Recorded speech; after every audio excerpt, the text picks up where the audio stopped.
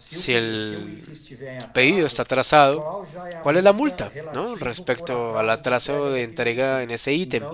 Eso también llama mucho la atención del proveedor porque ya le muestra a él que en ese momento que él puede tener una penalización, una multa de atraso, y eso también refuerza mucho ese compromiso del proveedor para que él evite atrasos en Clavin y que podamos tener de repente tener que interrumpir una operación, una máquina, que eso es muy caro, es muy costoso. A veces una pieza, un producto que estamos comprando puede tener un valor mucho más alto si se compara a lo que ocurre si no lo tenemos, ¿no? O sea, es bastante complicado. De pronto la pieza es barata, pero el efecto de no tenerla es carísimo. Y llegamos a un nivel en que ya no podíamos seguir adelante, ya no podíamos reducir nuestros números, y la herramienta nos ayudó muchísimo en ese sentido. Los proveedores en ese momento que empezamos a trabajar con ellos, traer esta al mercado, traerle esto a los mercados de nuestros proveedores, tuvimos muchos retornos positivos y por eso seguimos trabajando con ellos. Seguimos con esta idea adelante y oficializamos esa plataforma que venimos trabajando hoy por hoy, ¿no? Eso tampoco elimina parte del trabajo de ese contacto con el proveedor como tal, para que el proveedor esté comprometido, esté bien involucrado en esa respuesta de las posiciones de entrega del pedido. Otro punto importantísimo que optimizamos mucho es ese retorno del proveedor, que automáticamente o diariamente mejor vuelve esa información directo en el SAP. Así que también pasó esa fase de que teníamos que recibir la devolución del proveedor, preguntar qué fue lo que pasó, copiar, pegar, abrir el pedido. Todo esto era bastante dispendioso y no queríamos hacerlo más, ¿no? ¿Cuál es la previsión de la entrega? ¿Cuándo se va a entregar? ¿Qué va a pasar? Así que en esa parte del proveedor y en el retorno de la posición, eso quedó muy automático y quedó funcionando muy bien. Nuestro trabajo básicamente es poder traer esa duda, esa capacidad. Poco a poco estamos lográndolo, es una cuestión que estamos trabajando evidentemente de forma rutinaria. Esa participación con el proveedor es esencial. Y esa cuestión viene de la peor manera a veces, que es cuando él siente el dolor en el bolsillo. Así que con esa herramienta ahora, por ejemplo, nos ayudó mucho a mandar esos reportes bimestrales para el proveedor, contarle los efectos de ese tipo de atrasos, con toda la base consolidada, con todos los pedidos que él entregó atrasados en un bimestre. Así que independiente de que el comprador lo acepte o no, el propio sistema ya genera ese reporte y ya también lo podemos enviar directamente y él puede entender, ¿no? La aplicación de la multa o qué fue lo que pasó, y entender también los ítems entregados con atraso. Ayudó mucho y definitivamente hay que pensar en esos proveedores. Era eso que les quería comentar y también les agradezco mucho de la participación y le doy la palabra a Sergio para sus comentarios finales. Así que podamos trabajar entonces esa cuestión, ¿no? De follow-up. Así que es bueno para Clavin también. Claro que sí. Muchas gracias, José, de cómo funciona esto. Muchas gracias, Guilherme, también por traernos el sentimiento, ¿no? De cómo fue tu parte. Entonces, es importante. Y es un resultado, involucra una startup, que es algo nuevo para Clavin, y vemos el valor de todo esto atrás. Apostamos y ahora estamos cosechando nuestros frutos. Así que le agradezco mucho a José María, a Guilherme y a los demás. Gracias.